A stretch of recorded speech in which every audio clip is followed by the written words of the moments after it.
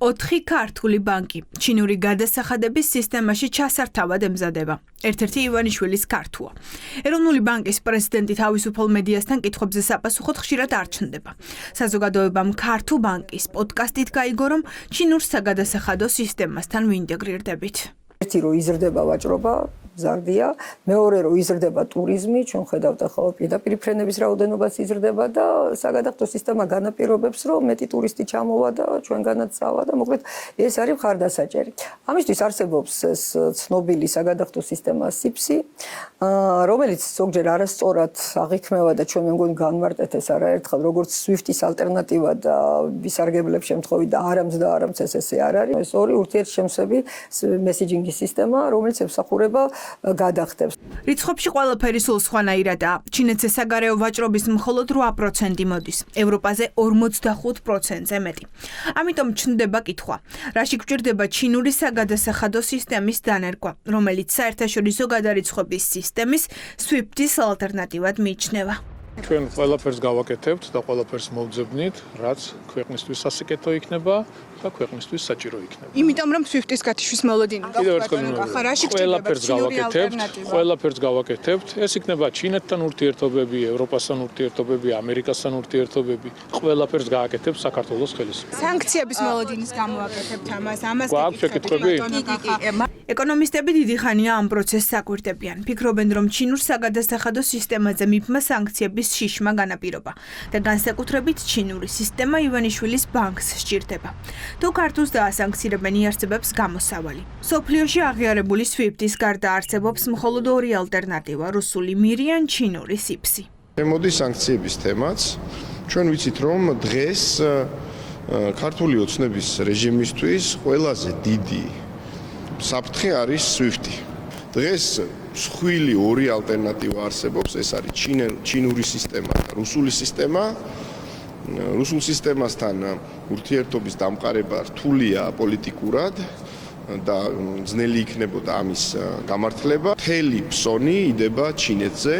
ჩვენ ვაკაკუნებთ ჩინეთის კარებზე და ვცდილობთ, რომ თუ არ გაგვიღებენ, მინიმუმ გვიპასუხონ მაინც. და აი ყველაფერი ამის შტაბ-შტილებას ტოვებს. ორი არის, რასაც აკეთებს ეროვნული ბანკი, რომელიც ცდილობს, რომ თუ დადგა კოლაფსის რისკი ფინანსური სისტემის, იქიდან გამომდინარე, რომ დასავლეთმა საბოლოოდ ჩაიქნია ხელი საქართველოსზე, მას ჰქონდეს ალტერნატივები. SWIFT დოლარში გადარიცხვებისთვის უალტერნატივოა. ეკონომისტების შეფასებით ქვეყნის ამ სისტემიდან გათიშვა ფაქტობრივად ეკონომიკის პარალიზებას ნიშნავს. ჯერ კიდევ გასულ წელს ევროპარლამენტის რეზოლუციებში იყო ჩანაწერი ივანიშვილის ქართულ SWIFT-დან გათიშვაზე. ამიტომაც ფინანსისტები ფიქრობენ, რომ გაჩნდა ჩინური ანალოგის გამოყენების იდეა. ეს კი სრულად რუსული გზაა. ქართულს ზუსტად რუსულ სახელმწიფოს მიყვება ყველაფერში. როგორც რუსულ ბანკებს რომელიც SWIFT-დან ჩახსნეს მოუწიეთ მერე ჩინური გადახდების სისტემით სარგებლობა ზუსტად იგივე გზას ფიქრობენ, რომ დაადგნენ, იმიტომ სხვა გამოსავალი არ აქვს. ეს არის იმ ძალიან ალბათი სიტუაციისთვის, როდესაც ქართულ და ქართულსნაირი რაღაცა ბანკები იქნებიან სანქცირებულები და იმედი აქვს, რომ იქნებ ჩინურ გადახდის სისტემაში მაინც შეცვლონ ფუნქციონირება. ეს არის პრინციპში ეს ფაფხური პირდაპირ ვიტყოდი.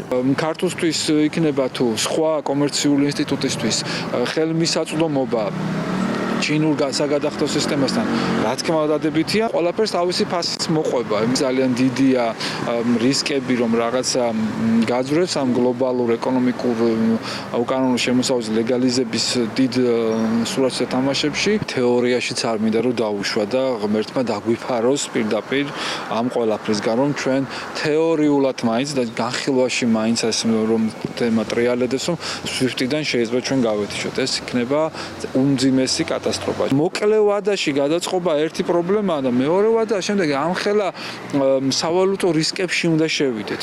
ჩინეთის ანგარიშსწორების სისტემა 10 წელია არსებობს და მხოლოდ იუანის გადარიცხვებისთვის გამოიყენება.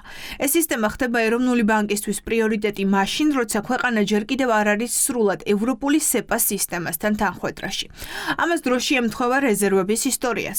ცოტა ხნის წინ ქვეყანამ ჩინურ ობლიგაციებში განათავსა ეროვნული რეზერვების 5%. ეს არ ემსახურება არანაირ დივერსიფიცირებას. აქ არის ძალიან პრაგმატული გადაწყვეტილება მისაღები. ჩვენი ეკონომიკის პირობებში, როცა ჩვენი რეზერვები ესეთი პატარა და ესეთი მოწყვლადია და ამხელა ზარალიან და არა ლიკვიდურ განთავსებაზე დივერსიფიცირების სახელით ხდება შეფუთვა, ეს არის ჩვეულებრივი ფინანსური დანაშაული. რეზერვების ჩინურ იუანში გადატანა ჩინური საგადასახადო სისტემის წევრობა. ეს არის გზა, რომელზეც არჩევანი, როგორც ჩანს, უკვე გაკეთებულია.